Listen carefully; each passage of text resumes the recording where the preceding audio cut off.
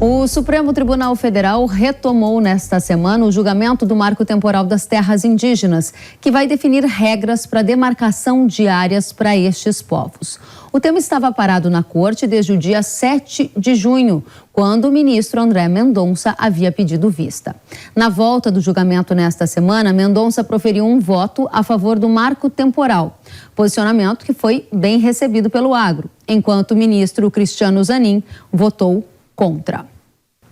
O Marco Temporal das Terras Indígenas, ele cria uma regra de que só pode ser demarcada como indígena uma área que esses povos ocupavam na data da promulgação da Constituição Brasileira, ou seja, lá em outubro de 1988. Esse tema importa para o agro principalmente porque se o Marco Temporal das Terras Indígenas deixar de existir, há possibilidade de aumento de demarcação de áreas indígenas no território brasileiro e sobreposição com regiões já consolidadas de produção agrícola que contam com titulação de terras. Há risco de aumento da insegurança jurídica para a propriedade privada, além de risco de conflitos no campo. E dados da Confederação da Agricultura e Pecuária do Brasil revelam que hoje 14% do território brasileiro é destinado atualmente a áreas indígenas. Sem o marco temporal, esse número poderia subir para quase 28%. Um estudo do Observatório Jurídico do Agro revelou que as terras indígenas no Brasil já demarcadas representam a área de, por exemplo, Portugal, Espanha, França e Suíça somadas. Sem o marco temporal, ou seja, se essa tese for refutada, além das áreas desses países que eu citei, as terras indígenas aqui no Brasil seriam equivalentes também a áreas de Alemanha, Inglaterra, Itália, Grécia, Hungria e Sérvia, todos estes países somados. E é para tratar de marco temporal que a gente recebe agora Rudi Ferraz, diretor jurídico da Confederação da Agricultura e Pecuária do Brasil. Rudi, seja muito bem-vindo. Obrigado, Kelly, por falar novamente com vocês. A gente é que agradece. Rudi, qual a sua avaliação do julgamento até o momento? Bom, até agora nós tivemos aí 4 votos contra o marco temporal e 2 votos a favor do marco temporal, né? Então, nossa preocupação é o impacto que eventualmente isso vai ter se for consolidado esse entendimento aí de derrubada do marco temporal. Primeiro, nós temos aí um entendimento consolidado há muitos anos da existência do marco temporal. Isso criou previsibilidade para as relações jurídicas como um todo. A partir do momento que nós não temos um marco temporal, nós vamos criar uma certa instabilidade, ausência de previsibilidade. Ou seja, nós não vamos poder afirmar em nenhum momento qual área efetivamente pode ser reconhecida como terra indígena, qual não pode ser reconhecida como terra indígena. E a consequência de um processo de demarcação, além, claro, de todo o desgaste que é um processo de demarcação, que acaba impactando na produção agropecuária, é que essa área sendo demarcada, os produtores saem sem nenhum tipo de indenização, salvo as benfeitorias úteis e necessárias. E essa é uma grande problemática para o setor. Agora, Rudi, você acabou de falar que o placar está em 4-2. Quem votou contra o marco temporal? Bom, contra o marco temporal votou o relator, que foi o ministro Edson Fachin, posteriormente o ministro Alexandre de Moraes, que iniciou seu voto em junho deste ano, e com a retomada de julgamento agora com o voto do ministro André, o ministro Zanin, e o ministro Luiz Roberto Barroso, no final da sessão de quinta-feira, proferiu o voto aí contra o marco temporal. Então, hoje o placar está 4-2. 4-2, e o que esperar do voto dos outros ministros? Bom, agora começam a votar os ministros mais antigos da Corte. Muitos desses ministros participaram do julgamento da Raposa Serra do Sol. Então, nós temos uma expectativa de que muitos desses ministros que participaram, que lá realmente entenderam aí o marco temporal naquela ocasião, referendem aí a posição relativa ao marco, né? E um outro tema que vai ser discutido dentro desse julgamento, claro, eventualmente não reconhecendo o marco, é a questão da indenização, que também está sendo debatida nesse momento. Interessante. Então, nesse momento, a sua expectativa é que o marco temporal seja encerrado, que não exista mais essa regra depois do fim dessa votação? Bom, nós estamos trabalhando incessantemente para convencer os ministros, né, poder levar os argumentos memoriais aos ministros ainda que não votaram, da importância do marco temporal. E a importância do marco temporal não quer dizer que não ocorrerá mais demarcações de terras indígenas. Então, a importância do marco temporal é você dar previsibilidade às relações. Aquela área, efetivamente, que os índios estiverem reivindicando, buscando aí ampliação de área, o governo federal poderá fazer através de um processo de desapropriação, indenizando prévio justamente os afetados. Agora, não num processo sumário, que é o processo de demarcação de terra indígena. Agora, só para ver se eu entendi bem, há um entendimento de que neste momento a Corte esteja mais inclinada a acabar com a tese do marco temporal que esta mesma Corte no passado criou. Exatamente, essa é a nossa preocupação. Há um pouco mais de 10 anos atrás, o Supremo Tribunal Federal enfrentou essa questão, um debate que nós tivemos aí unanimidade, que reconheceu aí a existência do marco temporal, e um pouco mais de 10 anos para frente, que seria hoje, o Supremo está mudando esse entendimento, ocasionando uma insegurança jurídica completa para a sociedade brasileira. É essa insegurança que eu gostaria de tratar com você. Por que, na sua interpretação, esse é um dos temas mais importantes para o agro em 2023? É porque algumas áreas que podem ser demarcadas como indígenas com o fim da regra do marco temporal se sobreporiam a áreas de agricultura já consolidada no Brasil? Teríamos uma disputa por terra acontecendo? Bom, hoje nós temos aí, se eventualmente o marco temporal cair, nós temos aí mais de 120 áreas em estudo e mais 450 áreas reivindicadas. E boa parte desses processos de reivindicação de estudos estão sobre áreas consolidadas, com plena produção, onde produtores rurais têm títulos há mais de 100 anos, onde há uma estabilidade social e jurídica há muitos anos. A partir da hora que você relativiza o marco temporal e avança com o processo de demarcação para áreas consolidadas, você cria uma insegurança jurídica por completo. Com os produtores com medo, eventualmente, de perder o seu imóvel e também de fazer investimentos na área, porque você não sabe se amanhã ou depois essa área vai ser reconhecida como uma terra indígena. Onde há a maior possibilidade disso ocorrer? Dessas áreas serem sobrepostas, áreas de agricultura indígena?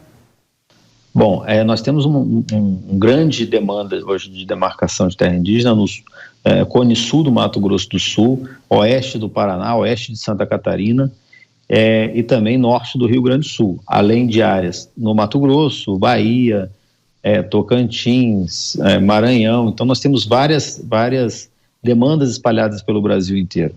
Então, áreas, em regra, com títulos centenários, com exploração de muitos e muitos anos, com famílias de grandes, médios e pequenos produtores, a maioria pequenos produtores, sendo afetados por esse processo. Se o marco temporal acabar e uma dessas áreas onde você cita for considerada área para demarcação indígena, o que aconteceria? Os donos da terra, com posse titulada, deveriam sair desta terra ou fica como? Teriam indenização?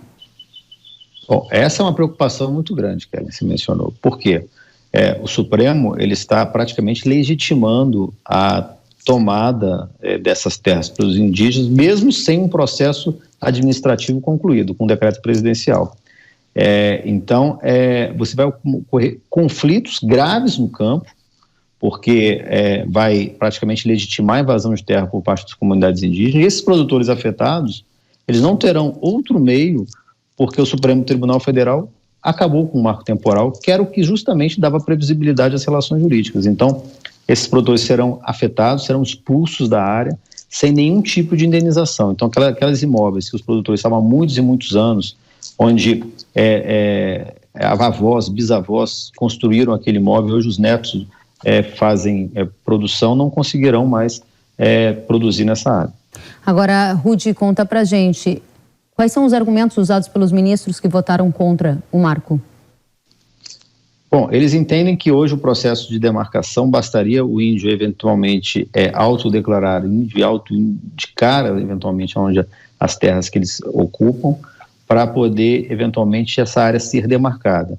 Então, ou seja, nenhum critério objetivo, bastaria um antropólogo realizar um estudo antropológico, identificar aquela etnia, aqueles interesses sobre aquela área, para ele ter essa área demarcada. Então, o parâmetros objetivos para um processo, ele praticamente acaba. Fica apenas um parâmetro subjetivo com base em um laudo antropológico, ou seja, a contestação que os produtores poderiam levar à administração pública, ela se esvazia como um todo.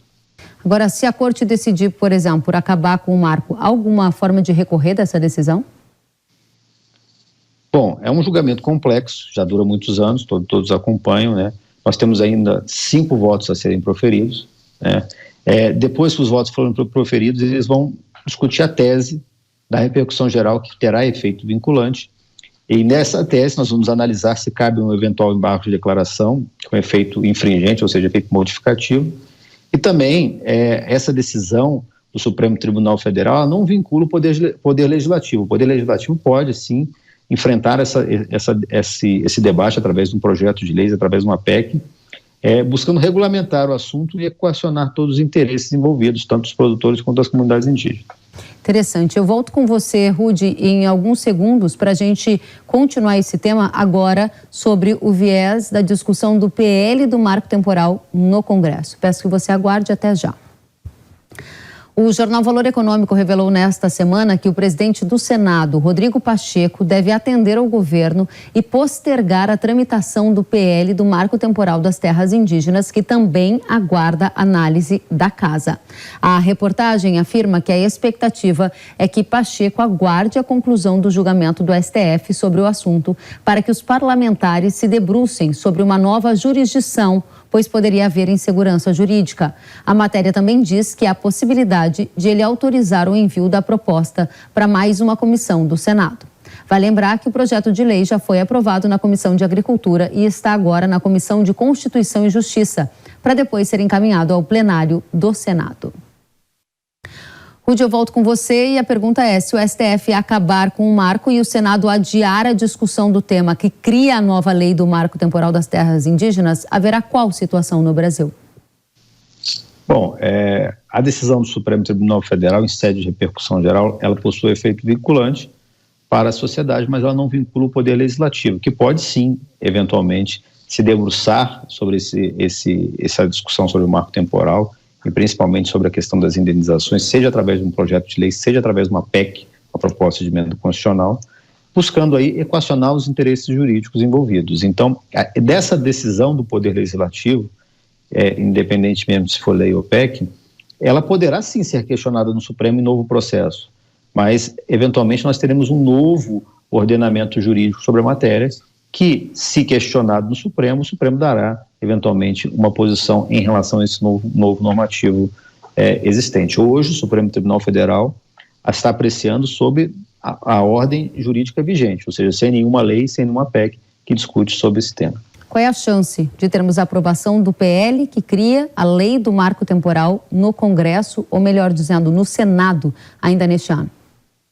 Bom, eu sou muito otimista com essa aprovação. Nós tivemos aí na Câmara dos Deputados quase 300 votos, quase um quórum de emenda constitucional para aprovação desse texto. É um tema que não busca retirar direito algum, apenas pacificar a sociedade. Então, assim, não há por que ser contra o projeto. Há apenas, ele só dá os caminhos para a solução do problema, que é justamente equacionar ambos os direitos. Se os eventuais comunidades indígenas querem a área, reivindicam a área por interesse social, o governo promoverá a demarcação indenizando sem prejudicar nenhum dos envolvidos. Então, por isso que eu vejo com muitos bons olhos a aprovação desse PL. Agora, se esse PL passar no Senado, ele ainda precisa da aprovação, a sanção do presidente da República, Lula, que tem se mostrado bastante próximo das pautas indígenas. Isso deverá acontecer, essa sanção, na sua opinião? Bom, a expectativa é que ele consolide aí essa sanção desse projeto. Por quê? Porque o próprio Supremo já mencionou anteriormente sobre o marco temporal. O próprio Poder Executivo, há um parecer vinculante assinado pelo então presidente Michel Temer sobre esse tema. Agora o Legislativo vem apenas consolidando o entendimento de ambos os poderes. Então, um eventual veto teria o ônus político e o ônus institucional muito grande de ir contra ambos os poderes que se manifestaram sobre isso. Para a gente fechar, me corrija se eu entendi mal, mas parece que você está com uma perspectiva de que o marco temporal das terras indígenas de fato seja rejeitado pelo Supremo Tribunal Federal e aí haja uma aprovação de um projeto de lei no Congresso Nacional para acabar com esse vácuo deixado pela decisão da Corte. Está certo esse meu entendimento, Rudy? Bom, iremos lutar até os últimos momentos para que o marco temporal seja reconhecido pelo Supremo Tribunal Federal. A insegurança será muito grande, uma eventual mudança de posição a passados pouco tempo, efetivamente, do julgamento anterior da Raposa Serra do Sol. Mas se o Supremo realmente derrubar o marco temporal, nós vamos sim trabalhar, seja num projeto de lei para regulamentar isso, seja numa proposta de emenda constitucional, porque nós precisamos de parâmetros objetivos para poder termos aí a paz no campo. A paz no campo e o direito à propriedade privada. E o direito à propriedade privada, porque a gente não implementa um direito retirando do outro, mas nós temos que equacionar ambos os direitos e é através do marco temporal. Rudi Ferraz, diretor jurídico da Confederação da Agricultura e Pecuária do Brasil, a CNA, muito obrigada pela sua presença. Volte sempre, Rudi. Eu que agradeço. Obrigado. Até a próxima.